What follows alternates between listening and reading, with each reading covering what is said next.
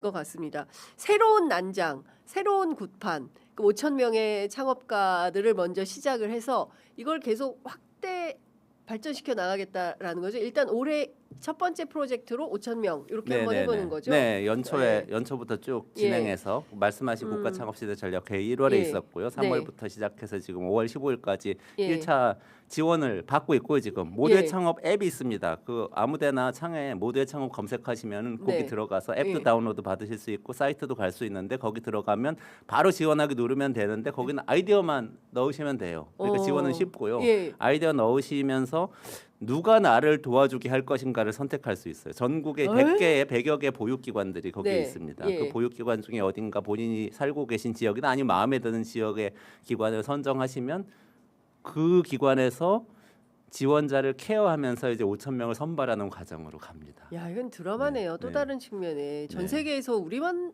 하고 있을 것 같아요. 맞아요. 전 이게 세계 이런 흐름이 있어요? 세계 최대의 창업 대회라고 세계 생각합니다. 최대의 세계 창업 최대의 대회다. 창업 대회입니다. 예. 인원으로 따지면 그렇습니다. 예. 그리고 5천 명 안에 선정이 되면 일단 200만 원의 활동 자금을 드리고 한 달 반 동안 예. 그 멘토들하고 같이 아이디어 디벨롭할 수 있는 예. 발전시킬 수 있는 시간을 드려요. 예. 그 다음부터 이제 쭉쭉쭉 단계별로 네. 그 다음부터는 오디션입니다. 경쟁을 쭉 하셔서 네. 아이디어 가지고 발표하셔서 한 번에 한 단계 넘어가시면 1,000만 원 사업화 자금 드리고 예. 한 단계 더 넘어가시면 그때는 시제품을 만들어야 돼요. 시제품 만들어서 가시면은 1,000만 원 사업화 자금 또 드리고 그리고 쭉쭉쭉 올라가서 마지막에 10억 투자까지 가는 네. 그런 프로그램이죠. 그렇군요.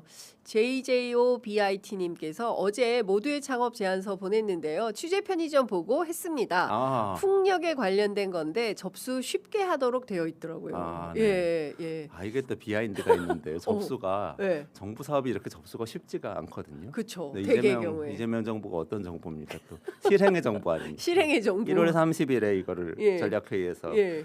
그 결정을 했는데 예.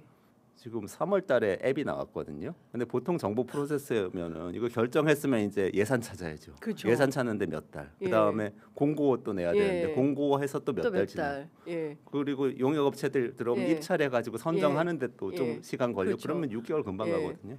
근데 한 달 만에 앱을 만들어서 야, 이거는 내놓은 진짜 거예요. 진심이다. 저희가 지금 청와대 오픈 스튜디오 얘기한 게 작년 용산에 있을 때 얘기했는데 올 6월에도 될까 말까 이런 분위기예요. 근데 그에 비하면 엄청난 속도로 모두의 창업은 지금 달려나가고 있다라는 생각이 좀 드는데 이거는 한성숙 장관께 제가 공을 돌려드리고 싶은데 그 업계 출신이잖아요. 예. 그러니까 이 메커니즘 너무 예. 잘 아셔서 빠르게 아주 진행을 하셨고 예. 거기 들어가시면은 사실은 놀라운 일인데 이것도 예전에는 정부에서 뭘 지원하고 하면은 관리자만 그 데이터를 볼 수 있잖아요. 지원자는 지원서 넣는 클릭만 할 수 그렇죠. 있잖아요. 예. 근데 관리처럼 다 볼 수 있어요. 지금 지원을 어느 지역에서 예. 몇 명이 예. 어떤 성별이 많이 했고 어떤 아이템으로 하고 있는지 쭉 볼 수 있어요. 그래서 그러니까 다 공개를 한 거죠. 투명성 짱입니다. 맞습니다. 그러니까 지금 그동안 없던 새로운 정부예요. 저 어제 국무회의 보면서 야, 대한민국에 이런 나라, 그러니까 전 세계에 이런 나라가 있을까 싶은 정도예요. 대통령이 무슨 생각을 하는지, 국무위원들이 무슨 생각을 하는지 실시간으로 날 것 그대로 전 세계에서 저는 어제 처음 알았어요. 인도 그 순방 가시는데 그 힌디어 하는 사람이 없어가지고 이중 통역을 하느라고 너무 힘들었다. 외교부에서 이제 만들겠다고 하는데 이런 것까지 다 공개가 되는 나라니까 이 투명성 하면 대단하다라는 생각이 좀 맞습니다. 듭니다. 스트리밍 정부라고 합니다.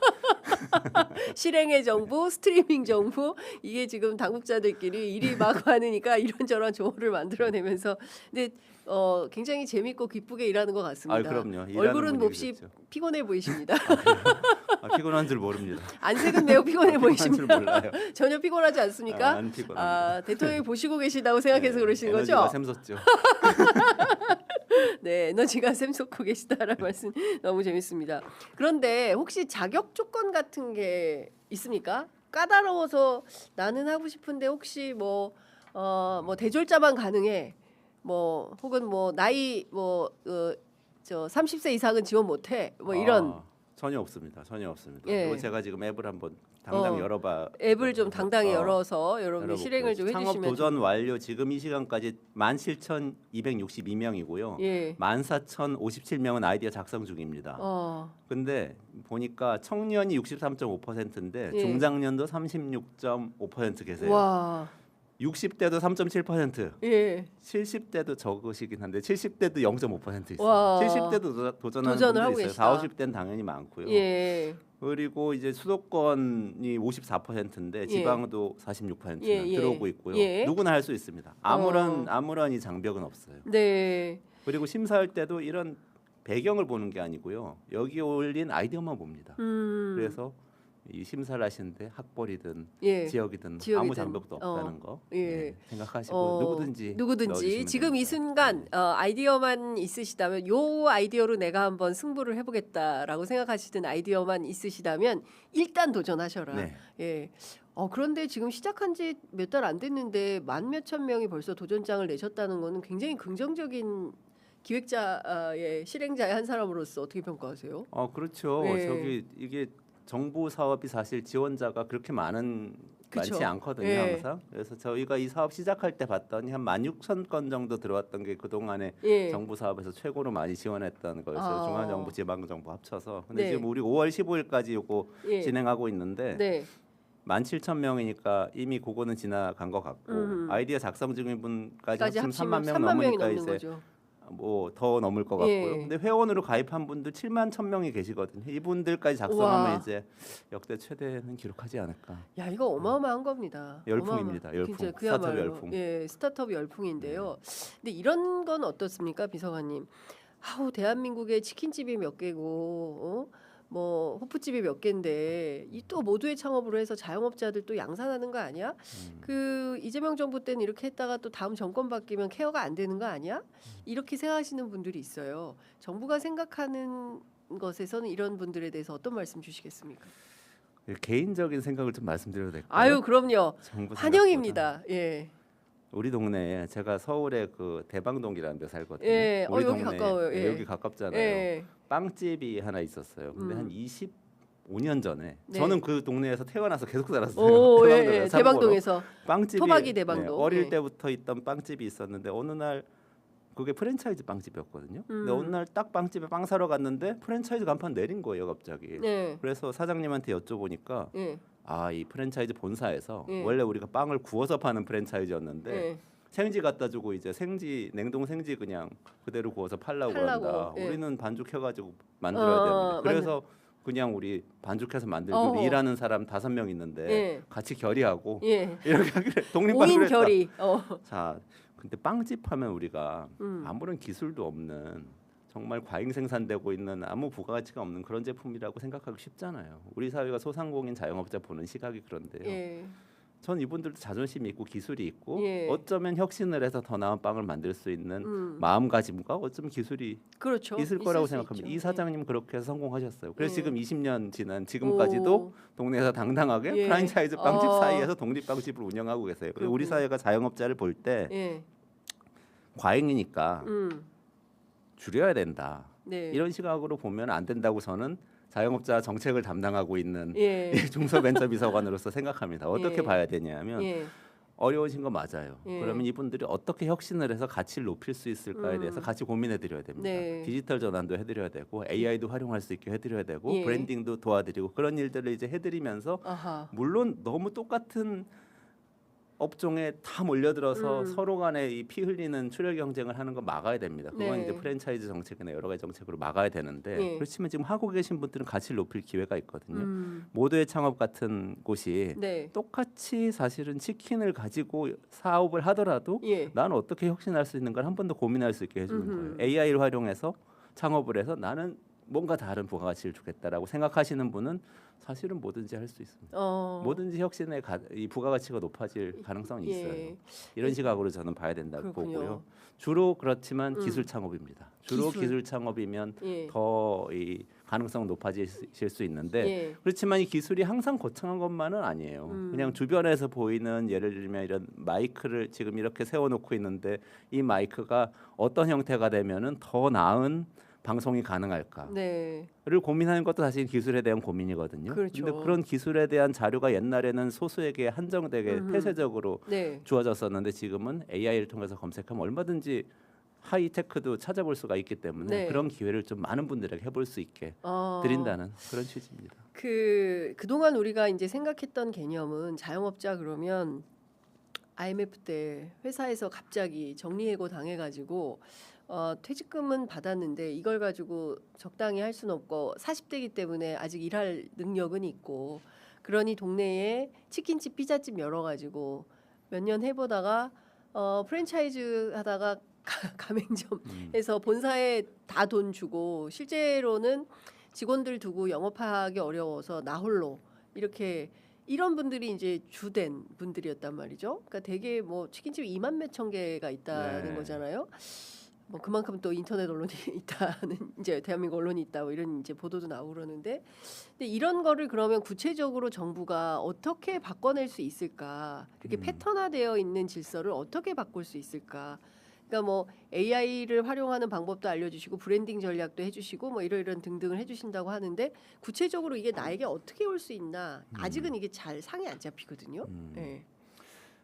그러니까 예를 들면 자영업자라고 통계에 잡히는 분 중에 한 분의 이야기를 제가 들려드릴게요. 네. 최근에 만난 분인데 이분은 소프트웨어 개발자예요. 원래 네. 근데 1인 자영업자입니다. 현재로선. 지금 예. 네. 1인 기업가라고 불러요, 본인은. 어, 근데 1인 기업과 1인 자영업자는 차이는 없어요. 법적 행정적으로는. 그렇습니다. 그냥 자영업 예, 통계에 똑같아요. 예, 잡힙니다. 예. 근데 이분은 그냥 집에서 계속해서 AI로 코딩을 해요. 그래서 하루에 앱을 4-5개씩 개발을 합니다. 앱을 예, 아이디어 나오는 것마다 다 앱으로 개발해. 예. 다 출시를 해요. 어. 그러면은 한 달에 뭐 1,000개씩 막 앱이 나오겠죠. 예. 그 중에서 고객 반응이 오는 것들이 있어요. 아. 오는 것들이 있을 때 그걸 예. 가지고 나와서 예. 투자자들을 찾아가서 투자해 달라고도 해보고 예. 정부한테 가서 사업 지원해 달라고도 해보고 예. 이렇게 해서 아하. 발전을 시켜 나가는 거예요. 그래서 우리가 그냥 네. 자영업이라고 했을 때 네. 물론 지금도 어렵게 음식점 하시고 그렇습니다. 동네에서. 뭐 유통업 하시면서 힘들게 하시는 분들 계세요. 그런 네. 분들은 우리가 가서 브랜딩하고 디지털 전환 같은 거 도와드리면서 어떻게든 버티도록 도와드려야 됩니다. 자금 지원도 해드려야 되고. 네. 그렇지만 새롭게 등장하는 1인 기업가들 그냥 자영업자라고 퉁치면 안 된다. 혁신의 주인공일 수도 있다. 네. 이렇게 생각합니다. 이 예. 모두의 창업은 그런 분들을 좀 담아보려고 하는 거예요. 예. 그렇군요. 그런 사업이라고 생각하시면 되고요. 물론 어려운 분들을 위한 사회 안전망은 또 별도로 고민을 합니다. 이 트랙은 그렇군요. 아니고. 예. 그러니까 이 트랙은 좀 그 트랙하고 좀 다른 트랙이다 이렇게 봐야 되겠네요. 그렇죠. 네. 예. 그 접수자 중에 보니까 10대 청소년이라고 해야 되겠죠. 10대 청소년이 무려 7.5%가 접수를 했어요. 궁금합니다. 이 친구들은 어떻게 알고 이 모두의 창업에 지원을 하게 됐을지. 지난번에 보니까 막 수학영재도 네. 뭐 함께 하고 뭐 하기는 저희가 보긴 했습니다. 네. 예, 예.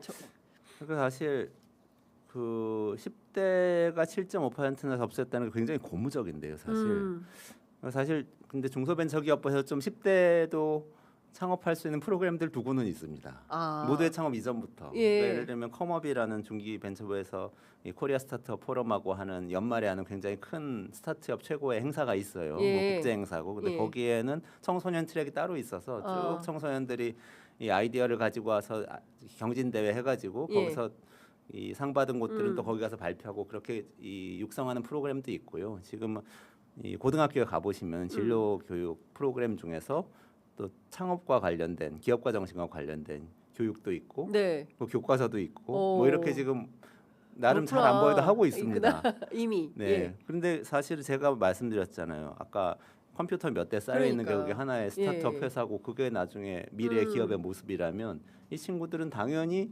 가장 큰 영향을 받을 분들이잖아요. 그렇죠. 지금 사회에 나와 있는 사람들은 영향이 상대적으로 그래도 적은 그렇죠. 거죠. 그렇습니다. 그러니까 예. 이들에게 창업 교육을 일찍부터 더. 시켜야 된다. 근데 창업 교육이란 건 이렇게 외워서 되는 게 아니잖아요.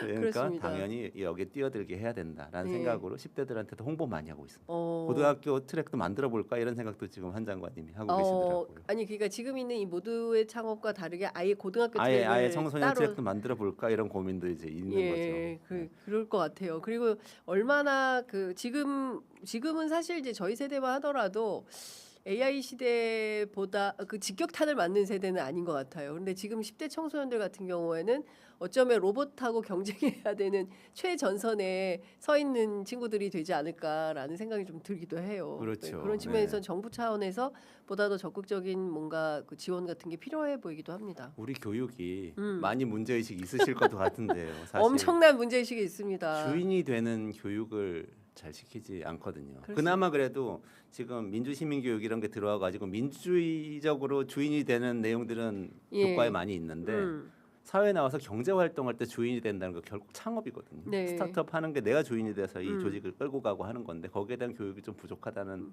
측면도 있습니다. 네. 그 교육 좀 강화해야 될 것 같고 네. 이런 장이 모두의 창업 같은 장이 거기 도움이 될 거라고 생각합니다. 네, 이 전반적으로 이제 5월 15일까지 이제 참여자들을 다 모아서 이후에는 좀 어떤 방향으로 어떻게 귀결이 될까 굉장히 궁금한데요. 어쨌든 이재명 정부에서는 국가 창업 시대를 열겠다라는 이제 비전을 선포한 것인데 우리나라가 지금과 같은 고용 패턴이 완전히 변화된다. 예전에는 공부 열심히 해서 대기업 들어가서 죽도록 일하다가 회사에서 뭐 퇴직 뭐 이런 거 떨어지기 전까지 다니고 뭐 그 다음에는 이제 뭐 자영업의 길로 뭐 이렇게 가는 방식의 이제 주된 패턴이었는데 정부가 생각하는 새로운 방식의 국가 창업 시대의 비전이라고 해야 될까요? 어떤 건지 설명을 좀 부탁드립니다.